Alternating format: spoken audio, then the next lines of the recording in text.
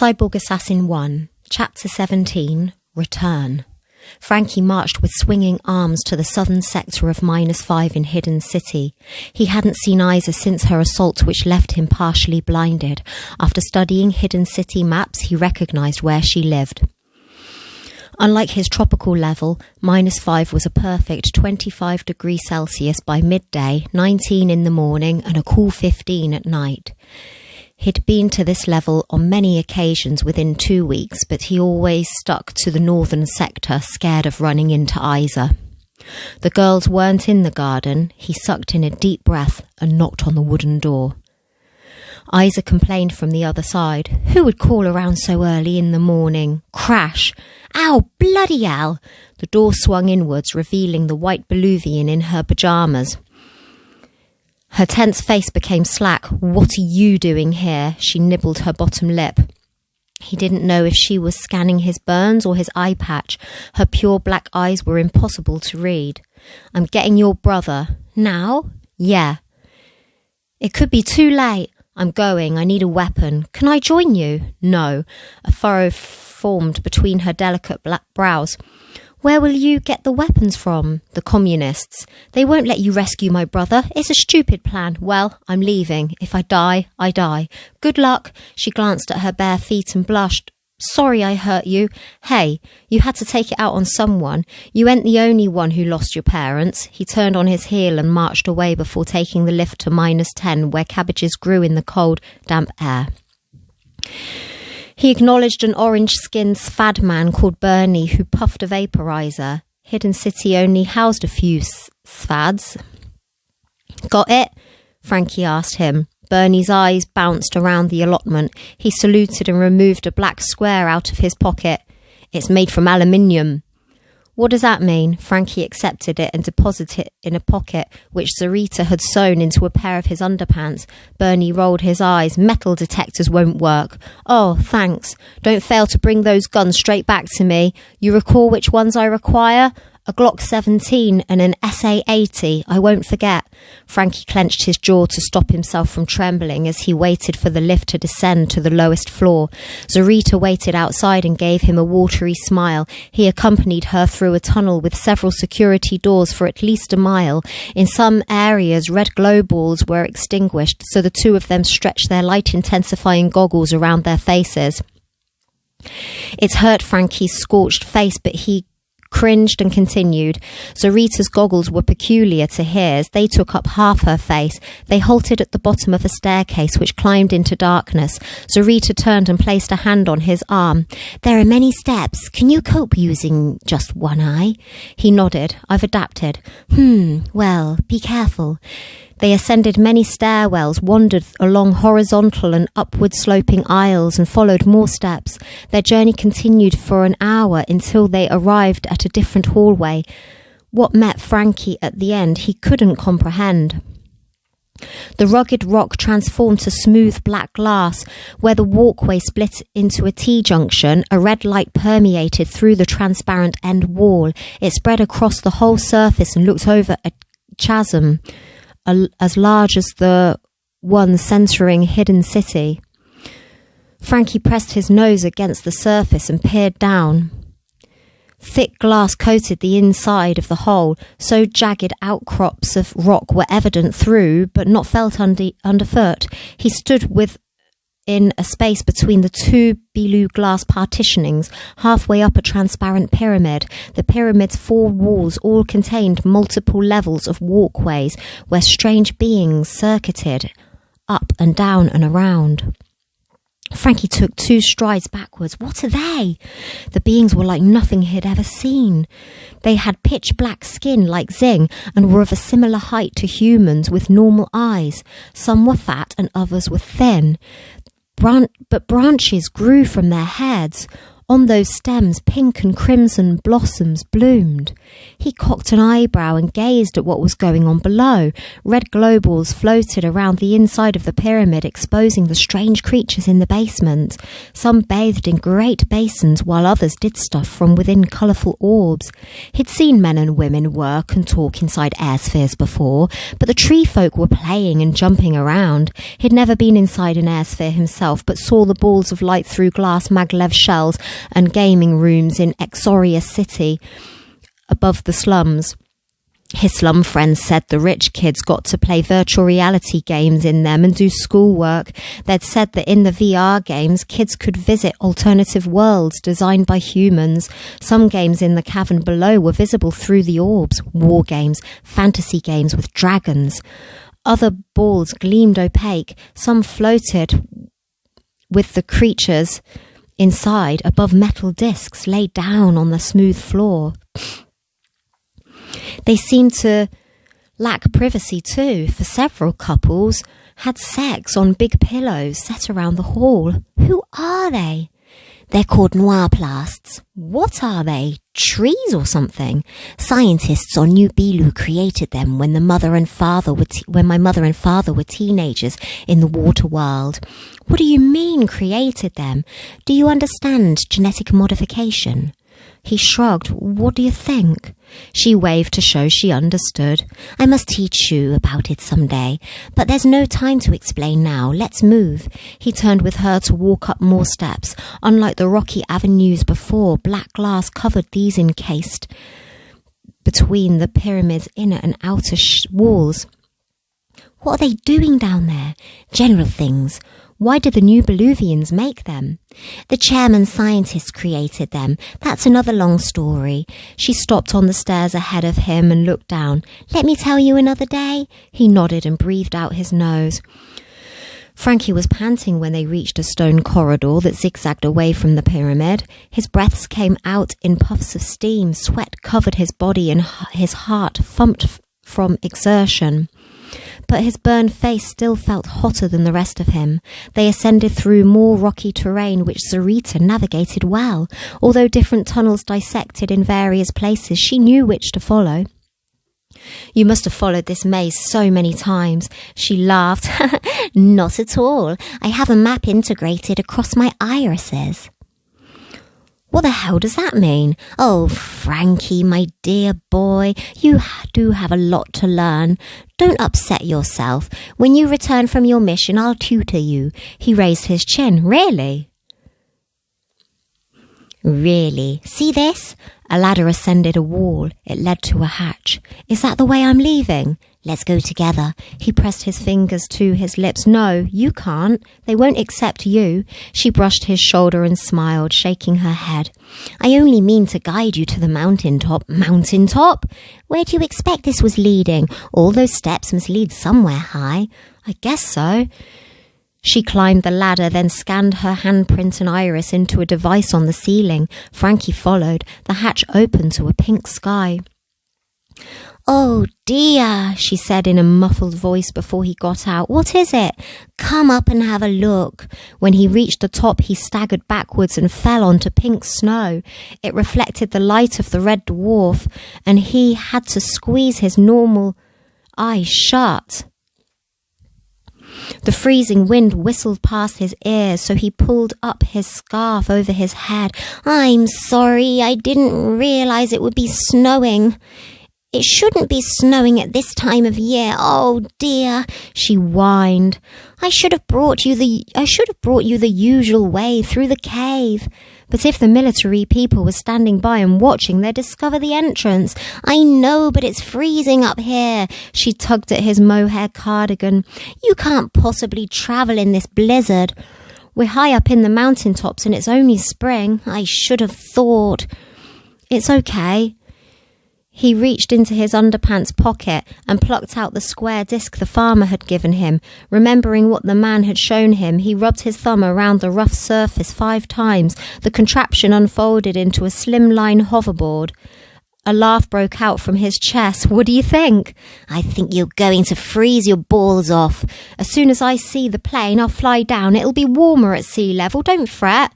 I can't help but worry. She wriggled off her ankle-length grey cardigan. You're only young. Here, grab this. He scoffed. I ain't going to wear a woman's robe. Don't be silly. Take it. You can drop it in the valley before you get there. You'd better take the dressing off your eye too, or they won't believe your captives were so kind as to cover your wounds, especially if they were planning to kill you. Can I return through the cave by the sea? Only if you're 100% sure nobody is following. I'll have firearms by then. I'll wait it out in the cavern. If anyone follows, they're dead. She tutted. Hey, you came here because you didn't want to be a killer. Sometimes you've got to kill the bad guys to rescue the good ones. She pointed at a pink snowy path between pine trees. Follow the path up. You'll meet a pyramid on the plateau. She frowned. Well, you might not recognize it, depending on how thick the snow is. I remember, you told me about it before. So I fly from there? She nodded. With the pyramid behind you and the lake in front, you'll be facing south. The communist camp is not far away from there, in the valley. It should take you 10 minutes, tops. He smirked and shivered. And there you were telling me I'd freeze. She shooed him away.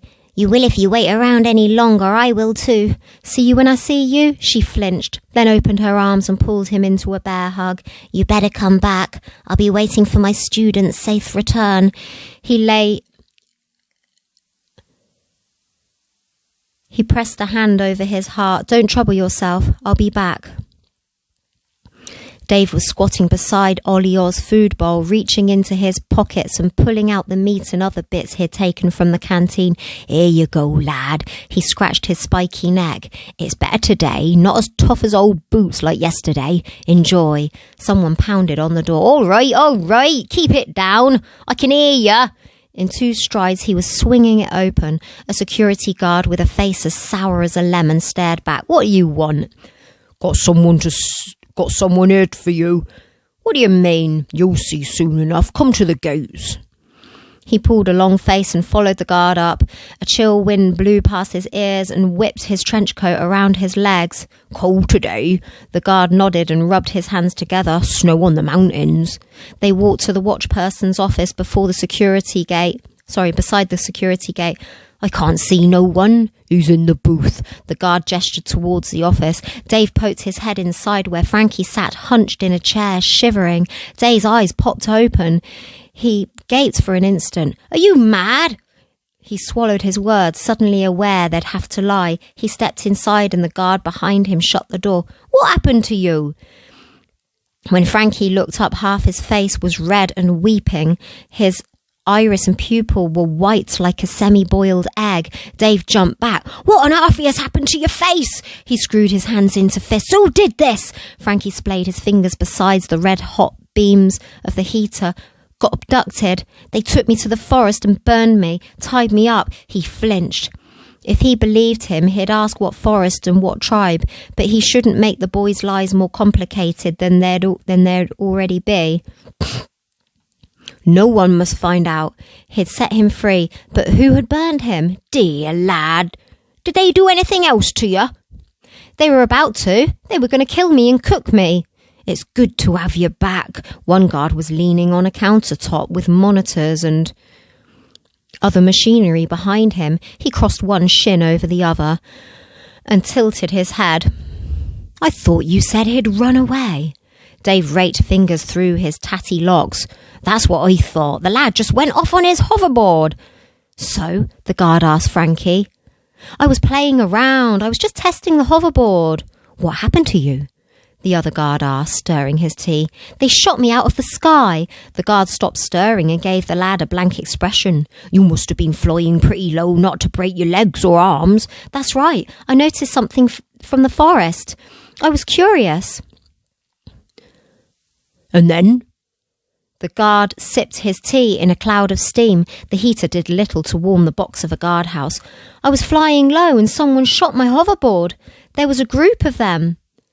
Their hair was matted and they were wearing animal skins like cave dwellers. "There are some dodgy tribes in the forest," the suspicious-looking guard said. He patted Frankie's back. "You've been through a lot." He turned towards Dave and jabbed a thumb over his shoulder towards the door. "Take him away. Get him to visit the nurse too." As Frankie stood, Dave patted his shoulder and led him into the chill outdoors. He said nothing until they reached his room. Then his voice came out in a whisper through gritted teeth. "What the hell are you doing? What happened to your face? Can you see through that eye? It don't half look bad." Frankie dropped to the floor as Olior clambered into his lap, licking his hands with his forked red tongue. "I told you, they abducted me. I escaped." He winked with his good eye and pressed a finger against his lips, implying someone was listening. Dave nodded. They could talk about it later.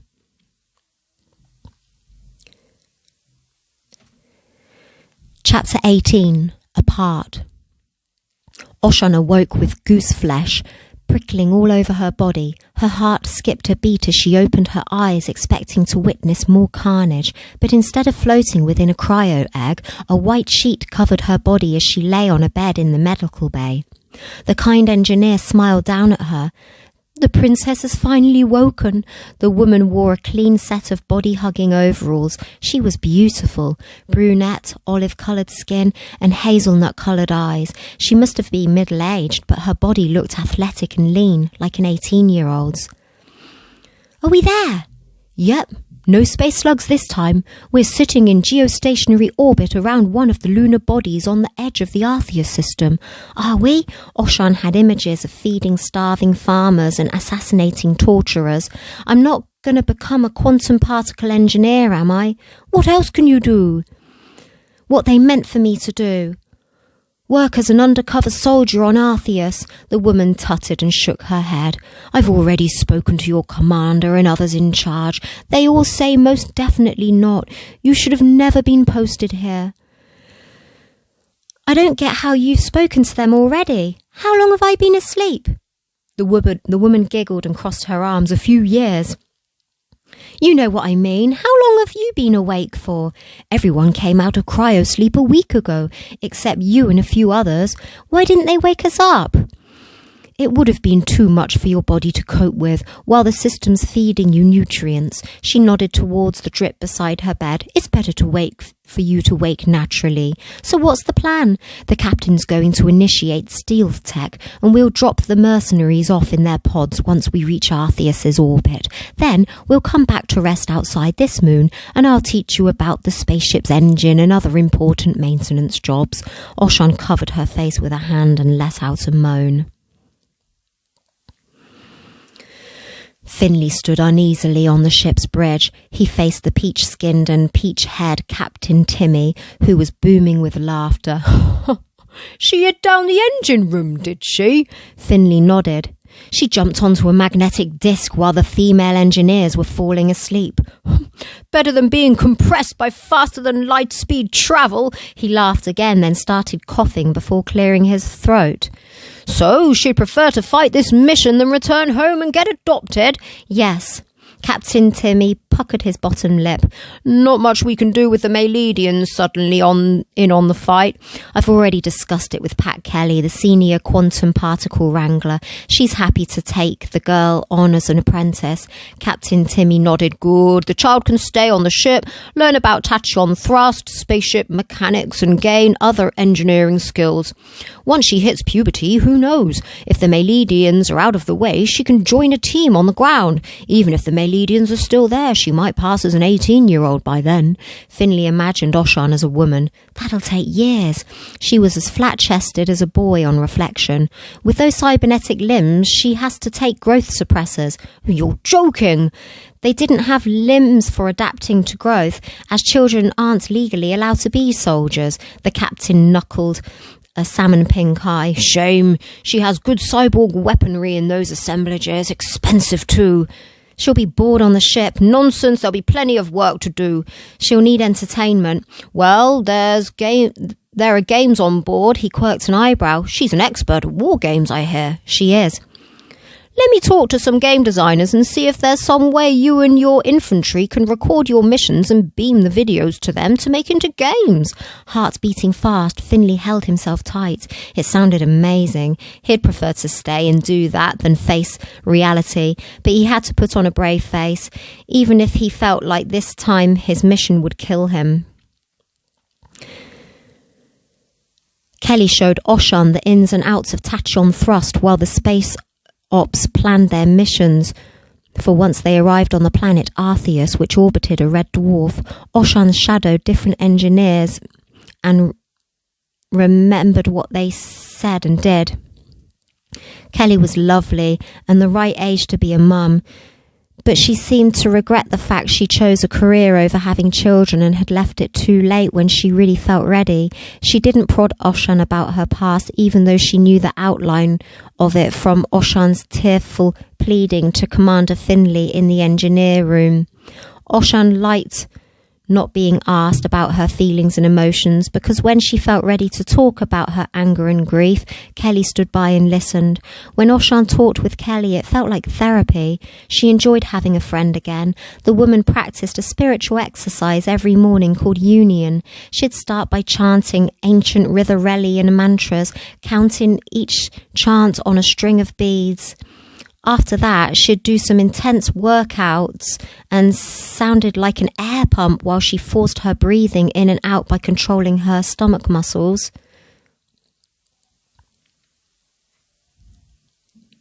If Oshun wasn't so close to her, she would have laughed about what seemed like ridiculous behaviour. But Kelly exuded light, and she acted like the least stressed woman Oshun had ever known. Over the month, Oshun and Kelly became close friends, and Oshun got the feeling that Kelly came to love her like a daughter or younger sister. Particle wrangling was easy work. It just meant following a set of procedures on equipment which took or released tachyon particles. In orbit around the moon, they didn't need tachyon particles any longer, so she studied in VR simulations and passed several practical and theoretical examinations. Although they didn't require much knowledge about quantum physics, Kelly promised it would help her job prospects in the future. One night, Oshun had insomnia and Kelly was reading with an air sphere stretched over her eyes. "Where'd you come from, Kelly? Were you born in Ritharel? Did you always live there? Have you lived on different planets?" Kelly's chest shook when she chuckled. Well, the soon-to-be teenager wants to learn something about someone else. Hey, that's mean. Kelly swiped away her air sphere and sat on Oshun's bed, then stroked her hairline. "Oh, sweetie, I was only kidding. You're nothing like that, really. You'd be surprised how self-obsessed most teenagers are, and there's nothing wrong with it. I only started thinking about others when I reached my late 20s. Her voice quivered. "By then, both my parents passed away." "What? How?" She sucked in a lengthy breath, held it, and released slowly through her mouth. "My mum committed suicide." Oshun's eyes watered. "And your dad?" "My mother killed him first." "What? Why?" She thought it was the only alternative. "What? From what?" "The demons she believed followed her everywhere." Oshun flexed her arm muscles. "Did your dad want to die?" "No. He loved my mum. He loved me." "How selfish." "Did you have any brothers or sisters?" "Thankfully not. I used to wish Mum would have a baby for me to play with, but I'm glad she didn't now." "But what about you?" "I suspect she would have shot me and any siblings, if I had any, but I was living with my boyfriend. I found them both, brains splattered all over the house. I dropped by every couple of days to check up on Mum, make sure she'd had her meds. She'd been hiding them under her mattress." Kelly shrugged and picked a tear from her eye. "Nevertheless, she never won over her inner demons. When she took the meds, she was like a swollen zombie. When she refused to take them, her creativity, intelligence, and vibrancy returned at first, but then she'd start seeing things we couldn't see and hearing voices we couldn't hear." "I'm so sorry." "To answer your question, I grew up in a town called Armande in Ritharel. Despite Mum's mental illness, I loved it so much that I would have stayed there all my life, but after that disaster I enrolled in an apprentice Scheme on a spaceship called Gladiator. I haven't stepped foot on a world since. Oh, how old are you? Kelly let out an exaggerated sigh. Oh, didn't you know it's rude to ask a woman her age? Sorry, I'm only messing with you. I'm 41. So you stayed on spaceships for 16 years. And how about your boyfriend now, Bob? Oshun nodded. Kelly smirked. What do you want to know? How long have you been together? 3 years. Is he nice? What? Is it nice? What? Having a sweetheart? She snorted. Yes. So why aren't you sleeping in his room tonight? Because I like to share the room with my little Oshun too. I'll sleep round his tomorrow. I can't believe you had to witness that. What? About your parents? Hey, you've had it pretty rough too. At least you've got each other. Kelly twitched her... At least we've got each other. Kelly twitched her nose from side to side as tears welled in her eyes. Oshun realised Kelly was trying to stop herself from crying because her chin went all dimply. It's changed my life, having you here. You're like the daughter I never had. Before sleeping in their separate beds, they hugged and cried. Living with adults had its perks, but it was boring too, until game designers suddenly inundated Oshun with war games they created from the live videos collected on troops' missions. No one told her how the video games were conceived. The virtual reality games played inside an airsphere placed her in the VR body and environment of one soldier. She had different options to choose from, and sometimes she'd die. It was like one of those choose-your-own-adventure books, but created from real experience. Sometimes she feared some of those characters based on real teenagers might be dead now.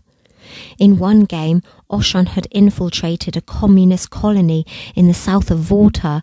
Although she spoke in Vortanese with a little confidence, the foreign language slipped fluently off her tongue, and her brain had no issue with cognitively processing the other language as easily as if it were her own.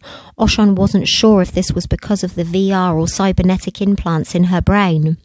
In that game, she lived there and befriended many young communist Marines. Finley was right about all the communists being yellow-eyed Meridians, brown-skinned Rhinidians, or a mixture between the two races. She became involved with plans of attack on the continent across the sea. They would go by submarine and after that swim the rest of the way to Osbox.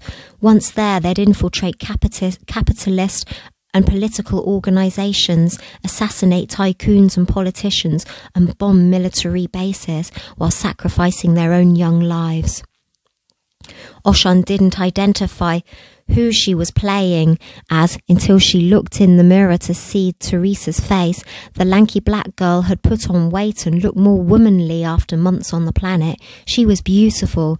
But what the communists didn't know about Teresa was the fact she had cybernetic nanocomputers in her brain and could communicate to Marines outside the facility. So they knew everything about the planned assault in Osbox. When Oshun joined Marines in the sub, she wondered if it was live footage or if it had already taken place, and how long ago. Did Teresa have to pose as a suicide bomber and sacrifice her life to gain intelligence? Hopefully not.